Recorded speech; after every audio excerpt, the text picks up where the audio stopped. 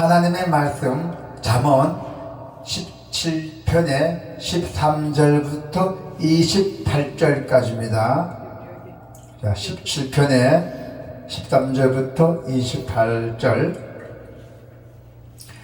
누구든지 악으로 선을 갚으면 악이 그 집을 떠나지 아니하리라.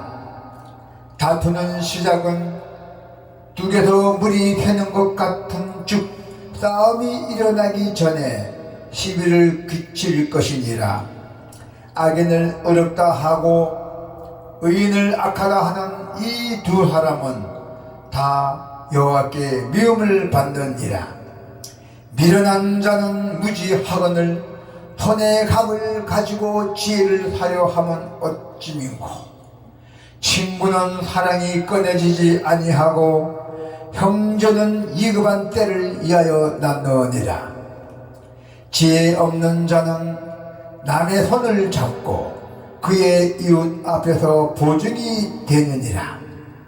다툼을 좋아하는 자는 재가를 좋아하는 자요 자기 문을 높이는 자는 파괴를 구하는 자니라. 마음이 굽은 자는 복을 얻지 못하고 혀가 폐역한 자는 재앙에 빠져니니라. 미련한 자를 낳는 자는 근심을 당하나니 미련한 자의 아비는 낙이 없느니라. 마음의 즐거움은 양약이라도 심령의 근심을 뼈를 마르게 하느니라. 악인은 사람의 품에서 뇌물을 받고 재판을 굽게 하느니라. 지혜는 명철한 자 앞에 있거늘 미련한 자는 눈을 땅끝에 두느니라.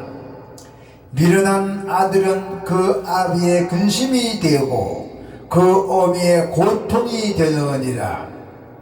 의인을 벌하는 것과 기인을 정지하다고 때리는 것은 선하지 못하니라.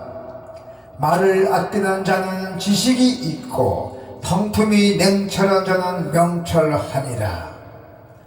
미련한 자라도 잠잠하면은 지혜로운 자로 여겨지고 그의 입술을 닫으면 슬기로운 자로 여겨지니라. 아멘.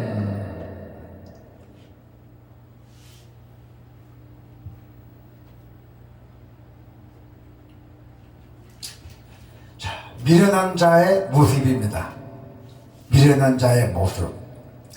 잠언에서 보면은 미련한 자를 뭐라 부른다면요, 미련한 자는 일컫는 말로 히브리어 단어죠. 완고하다란 뜻인데 캐실이라고 부릅니다. 캐실. 예. 히브리어는 캐실. 미련한 자고 캐실이라 부르죠.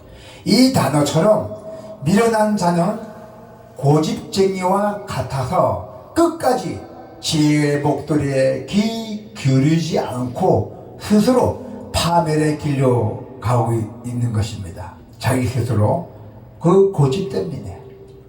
오늘 본문은 미련한 사람의 모습을 묘사하면서 그 길에서 벗어나야 함을 강조하고 있습니다. 미련한 자는 악인을 어렵다고 판단하고 의인을 악하다고 판단합니다. 미련한 자는 악을 어렵다 했어요. 미련한 자를. 그리고 의인을 악하다고 판단했어요. 이 미련한 자는. 15절에 보니까, 자, 15절 다시 한번 볼까요? 악인을 어렵다 하고 의인을 악하다 하는 이 두 사람은 다 여호와께 미움을 받느니라 하잖아요. 자, 이는 의도적인 악함이라기보다는 미숙함과 어스락함을 의미합니다. 미숙함과 어스락하다는 뜻이죠. 미련한 자는 지혜의 가치를 가늠하지 못해서 값을 치르고 또 지혜를 살 수 있다고 생각합니다. 미련한 자는 지혜를 살 수 있다는 것이요. 자, 16절 볼까요? 미련한 자는 무지하거늘 손에 갑을 가지고 지혜를 사려면 어찌 민고 하잖아요. 지혜는 돈 주고 산다는 얘기예요. 절대 아니죠. 하지만 지혜는 세상의 그 어떤 가치로도 얻을 수가 없고 오직 하나님을 경외함으로써 얻을 수가 있습니다. 할렐루야. 지혜의 길은 돈으로 쉽게 살 수 있는 속전속결과 극적 반전의 길이 아닙니다.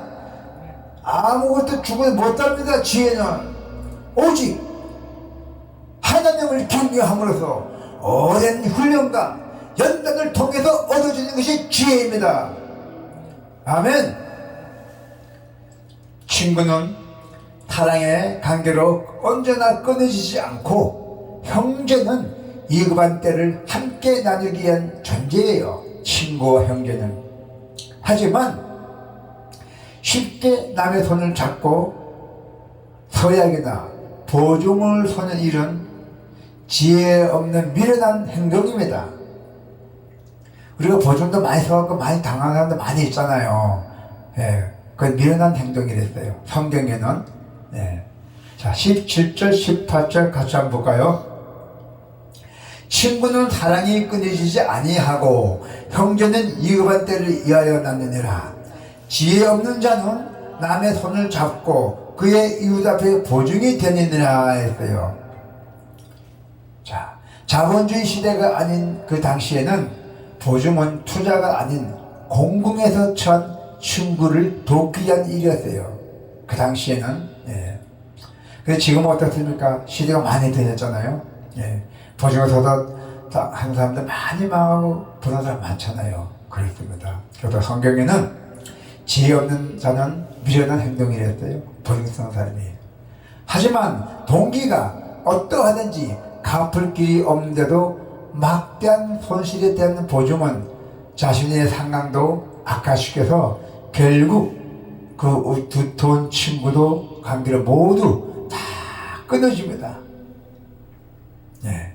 보증 하나 때문이야. 우리는 선을 향하되 능력과 책임을 다하는 그 선에서 베풀어야 돼요. 선한 동기와 지혜로운 가정이 만나야 선한 결과가 만들어진댔어요. 선한 동기와 지혜로운 가정이 만나야 된댔어요. 그래야 선한 결과가 만들어진다는 것입니다. 미련함의 결과는 다툼을 좋아하잖아요. 미련함의 결과는 다툼을 좋아하고 자기의 문을 높여 그리고 마음이 굽고 혀가 패간질하는 것입니다. 자, 19절 20절 볼까요? 다툼을 좋아하는 자는 재가를 좋아하는 자요, 자기 문을 높이는 자는 파괴를 구하는 자니라. 마음이 굽은 자는 복을 얻지 못하고 혀가 폐악한 자는 재앙이 빠지니라. 말을 조심해야 돼요. 한 번 뱉은 말은 주워 담을 수가 없습니다. 그래서 우리가 말할 때 조심 있게 말해야 돼요. 다툼이 자신에게 유익을 가져온다 생각하고 큰 저택을 하는 것처럼 보이려고 문을 높이는 것은 교만한 자의 모습입니다. 문을 높게만 만들면 뭐합니까? 안은 다 썩어가는데. 그의 판단력은 굽었기에 그의 입에서 나오는 말들은 진실하지 못하다는 거예요. 결국 미련한 자는 하나님의 복을 소유하지 못하고 재앙에 빠질 수밖에 없다는 것입니다. 우리는 하나님의 지혜로 다툼이 아닌 사랑을, 교만이 아닌 겸손을, 불의가 아닌 공의를, 거짓이 아닌 진실을 택해야 합니다. 할렐루야. 네, 진실을 택해야 됩니다. 진실. 미련한 자는 가족에게 근심과 고통을 끼칩니다. 미련한 자는. 자, 21절, 22절, 25절 한번 볼까요? 21절, 22절. 자, 미련한 자는 근심을 당하나니 미련한 자의 아비는 낙이 없느니라. 마음의 죽음은 양약이라도 심령의 근심을 뼈를 마르게 하느니라. 25절 볼까요? 미련한 아들은 그 아비의 근심이 되고 그 어미의 고통이 되느니라 하잖아요. 여러분, 자녀가 미련하다면은 그 부모는 얼마나 속이 상합니까? 또한 부모는 아무런 낙도 없이 뼈가 마르는 마음의 고통을 느끼게 돼요. 부모는 얼마나 속이 터집니까? 턱병이 생기죠. 자녀가 미련하다면. 우리는 자신의 잘못이 가족에게 하루 불러올 수 있음을 기억함으로 미련한 자의 모습을 버려야 합니다. 할렐루야! 미련한 자의 모습을 버려야 합니다, 여러분. 지혜는 명철한 자 앞에 있고 미련한 자는 땅끝을 바라봅니다. 자, 24절 볼까요? 지혜는 명철한 자 앞에 있거늘 미련한 자는 눈을 땅끝에 두느니라. 아멘.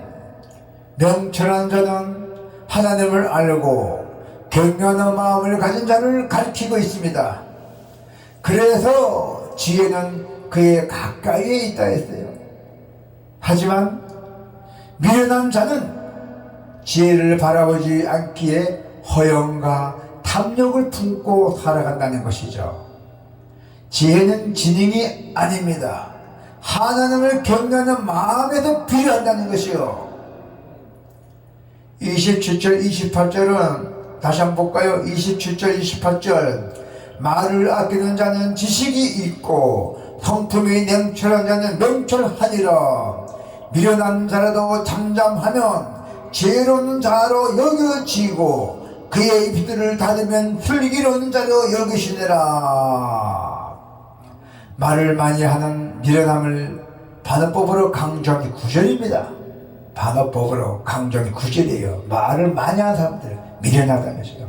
어떤 말을 해도 상황만 더 악화가 되는 경우가 많아요. 가만히 있으면은 2등 가잖아. 꽁끼로 가면 안 되잖아요. 공짜로 꽁끼로 가면.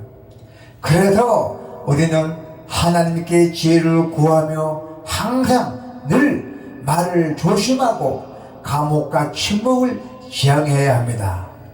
될 수 있는 대로 말을 중요한 말 아니면은 할 필요가 없다죠. 쓸데없는 말 하지 말란 얘기예요.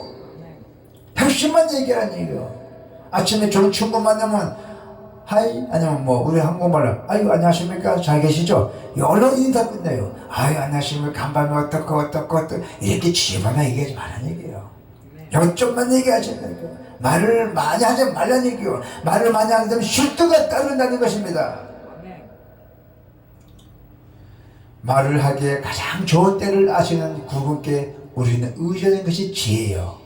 우리가 미련한 자는 삶에 있는 심적, 관계적, 영적 경계선을 볼 줄 모릅니다. 미련한 자는 분별을 못하잖아요. 여기서 오늘 이 자리에 만나서 이 시간에 이 말을 해야 되는 건지 어떤 말 해야 되는 건지 분별할 줄 모른다는 것이에요. 그래서 선을 넘고는 얘 삶이 흉목에 가는지를 의아하게 여길 뿐임. 고집을 꺾지 않습니다. 내 고집 채워라고 남 얘기도 않습니다. 말 좀 삼가라, 말 좀 많이 하지 마라, 말을 아껴라 그렇게 얘기해도 알면서도 사람 만나면 막 나가는 거 그 버릴 때도 그래요. 말하기 전에 알아야 돼. 크게 한숨 쉬고 그게 기본 자세예요. 그런 분들에게는 명상이 필요해요. 명상이 필요하다고. 그런 분들에게 말 많이 하는 사람들은. 그래서 하나님을 경외하는 마음으로 듣고 우리는 고치는 지혜의 삶을 살아가시기를 축원합니다. 아멘.